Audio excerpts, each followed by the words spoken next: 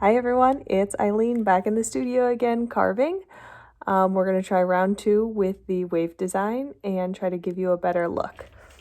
So similar tools as last time, a small loop and large triangle from the Kemper mini sculpting set. This time I have the large loop from the pink Shiem tool set. I've got a needle tool and the Amico TPCR number 2. All right, here we go.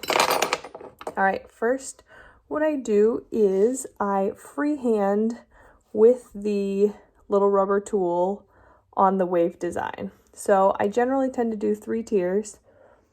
And so I'm just gonna draw it on. The reason I like to use the little rubber tool is because you can still see the marks on the clay, but you're not really committing to it like you would be with a needle tool. So any marks that you make that you don't like will go over really easily with a sponge. I'm not sure you can even see what I'm doing here because it's so light. But I've just got a nice wave pattern. There we go. I don't know if you can see that. Probably not. So once I'm happy with my design, I then mark it out a little more permanently with the needle tool. And again, this doesn't have to be really pretty because we're going to go over everything carving it out. But if you just outline it with your needle tool,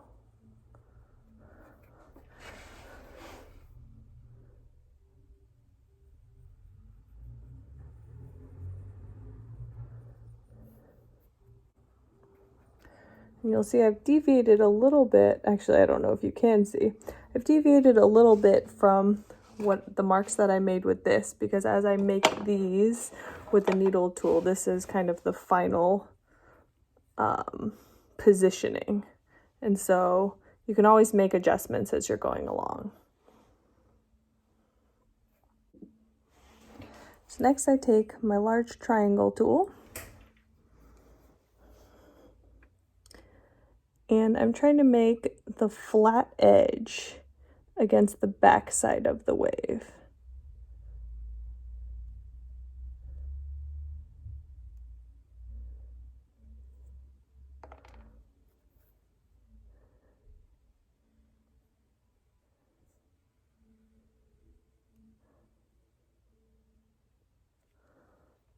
And then I flip it around to do the inside of the wave. And I hold the angle so that it's still flat on the inside.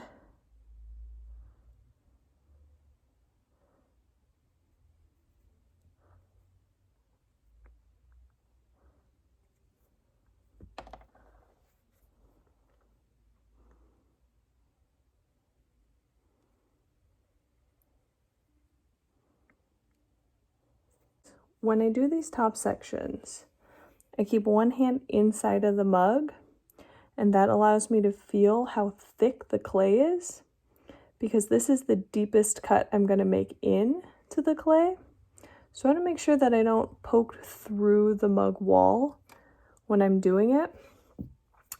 But I also want to gauge the depth pretty much as far as I can go and feel comfortable with it, because I want to give myself plenty of room to play with when I'm carving out the texture on the waves. This is also when I decide if I'm going to make any changes. So I'd like this wave to go a little bit deeper and a little bit higher. So I'm going to start below the line that I drew at the bottom. And then as I pull up, I'm going to go above the line that I drew. And that's just how you can play with the shape after you've already drawn it in. And also when you're carving towards the top of a cup, you want to be careful not to get too close to the lip, because you want to leave some room for you to be able to drink out of it comfortably.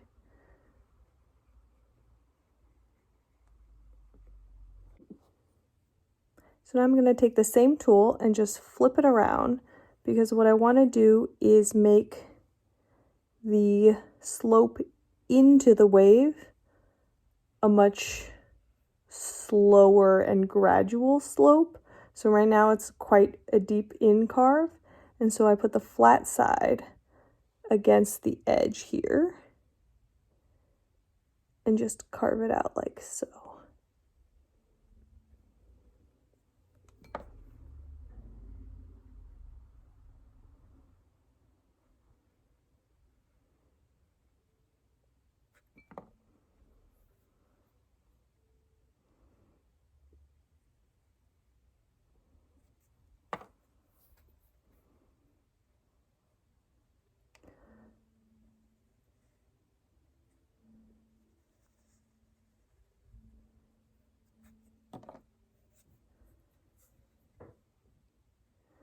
So this is just going to help that wave stick out a little bit more. The one thing you do want to be careful about here is you don't want to carve in any deeper than that original mark that you made, because you know that first mark didn't go through the clay. And so as long as you go no deeper than you already have, you should be safe.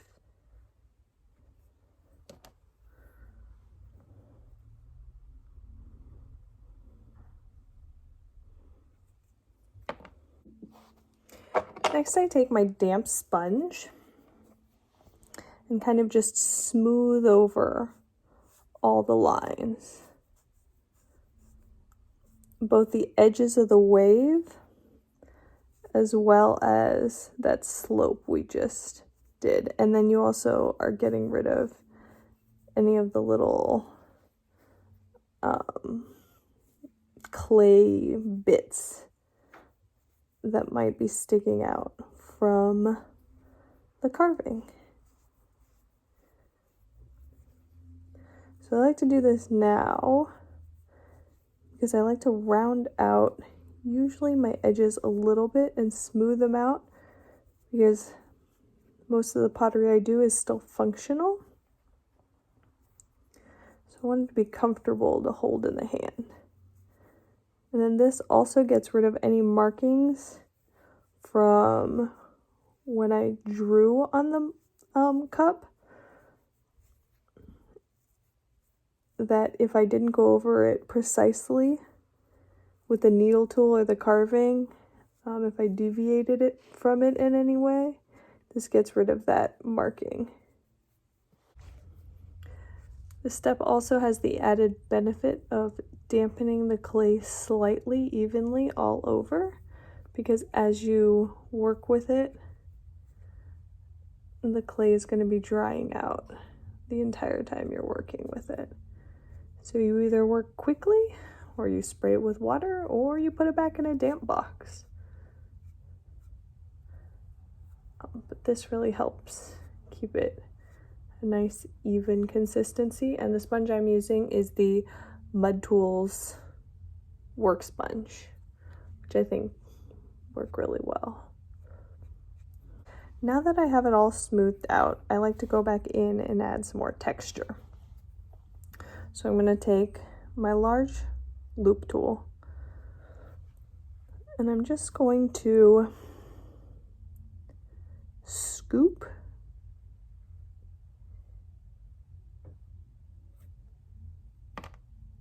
little pieces out, following the direction of the wave. So you just kind of want this to be organic. What you already have here should dictate where your tool goes. So I'm following the flow of the waves. And again, you're not going to go any deeper than that first cut you made, so that you don't poke through the cup.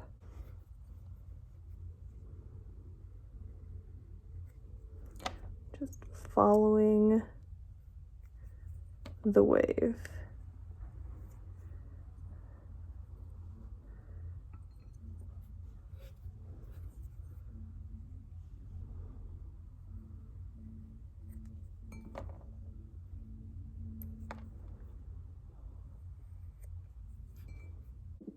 And then when I get to the top, because the waves are smaller, I take the smaller loop tool to do the same thing.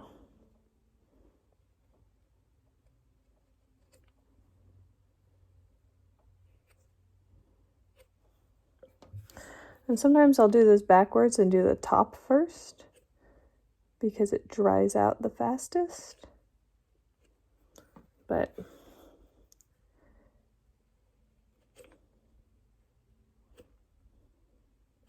it's about the same. You'll see right there, I nicked the top of this wave. The lovely thing about clay, you can just smooth that over. Get rid of the little burr. But if it still has a little imperfection, that's the beauty of one-of-a-kind handmade objects. So now I just take my damp sponge one more time, just kind of buff away anything that I find harsh or any of the burrs from the clay. That way you don't have to do any sanding later. Some of the designs I do require a little bit of sanding, but I try to avoid that whenever possible for the sake of my lungs and the cleanliness of my studio. So there you have it. That's how I make this wave pattern. Now I can either put it to the side and let it dry slowly and leave it as is, or I can put it back in the damp box and add a handle to it later. Thanks for watching, and I'll see you on the next one.